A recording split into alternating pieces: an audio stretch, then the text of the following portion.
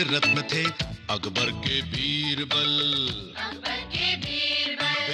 हे दोस्तों, रत्न थे कैसे हो आप सब? अब तक आपने कहानी टाइम्स पे सिर्फ हॉरर टाइप की कहानियां सुने हो, किससे कहानी हंसी ठिठोली। लेकिन आज कहानी टाइम्स आप सभी के लिए लेकर के आया है कुछ दूसरे किस्म की कहानियां। इसमें बुद्धि, चालाकी, युक्ति और गुत्ती से भरा होगा हम लोगों का ये पिटारा। चालाकी के अकबर के बीरबल, अकबर के बीरबल।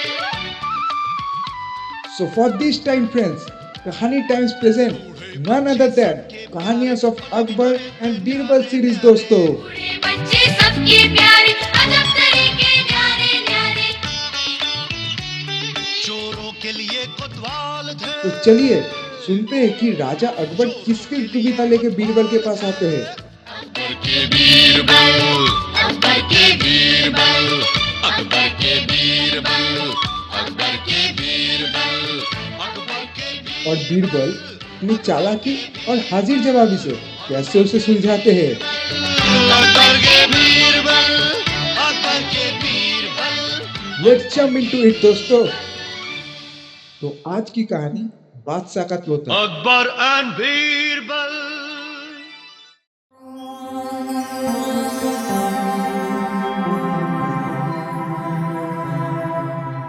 एक फकीर बड़ा तोताबाज था।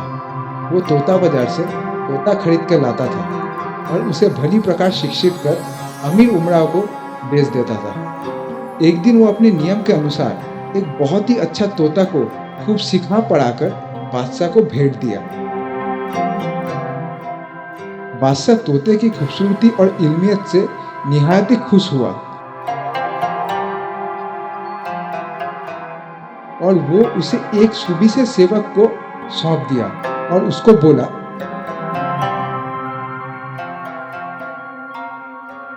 देखो, इस तोते की खाना पानी और सेहत पर पूरी सावधानी रखना। इसकी प्रकृति में कुछ अंतर ना पड़ पाए। इसको जरा भी तकलीफ होता है तो मुझे फौरन मुख्तलिफ करो। यदि मेरे पास इसका कोई मरने का खबर लाएगा तो तुरंत उसकी गर्दन उड़ा दी जाएगी।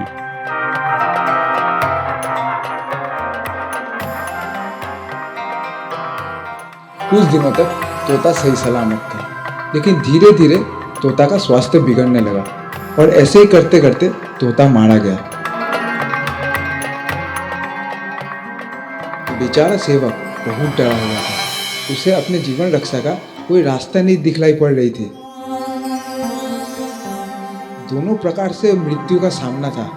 कह देने पर गर्दन उड़ जाएगी और यदि मरने का समाचार ना देके गुप्त रखे तो किसी न किसी दिन भेद तो खुलने पर उसका और भी दुर्गति होगी। लाचार अपना कुछ वश न चलते देख बीरबल के पास गया और उसे सारा समाचार कहकर बहुत गिड़गिड़ाया और कष्ट से छुटकारा पाने की तरकीब पूछी। बीरबल बोला, डरो मत, मैं तुम्हें अभय दान देता हूँ। और इधर नौकर को विदा कर बीरबल तुरंत बादशाह के पास जा पहुंचा और बड़ी घबराहट के साथ बोला, जहाँपना, अपना तोता, अपना तोता। उसकी घबराहट देखकर बादशाह बोल उठा, क्या वो मर गया? बीरबल बात को संभालते हुए उत्तर दिया, नहीं जिल्ले जुबानी, वह बड़ा बैरागी हो गया है। आज सुबह से ही अपना मुख ऊपर किए हुए है और कोई अंग नहीं हिलाता। उसकी चोंच और आंखें भी बंद है। तो तोते के ऊपर कई बातें सुनकर बादशाह ने कहा, तो साफ साफ क्यों नहीं कहते कि वो मर गया है? तो ये सुनकर बीरबल ने उत्तर दिया,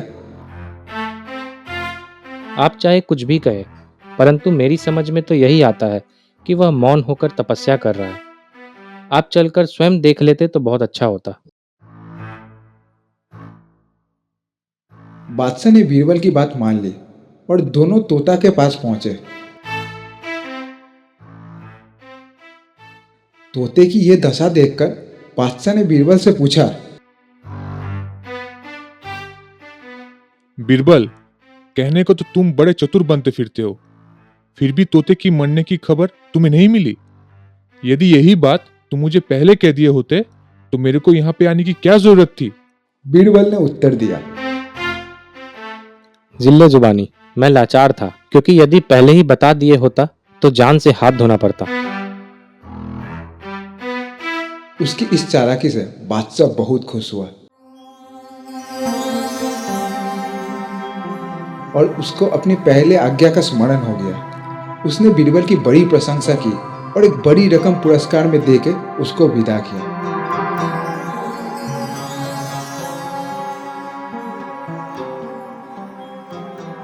और बीरबल ने उसी क्षण में उस रकम को तोता के रक्षक को दे दिया।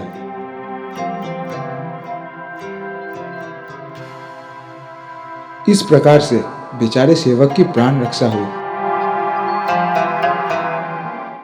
और उसे धन भी मिला। ये देखकर सेवक मनी मन बीरबल को आशीर्वाद भी दिया।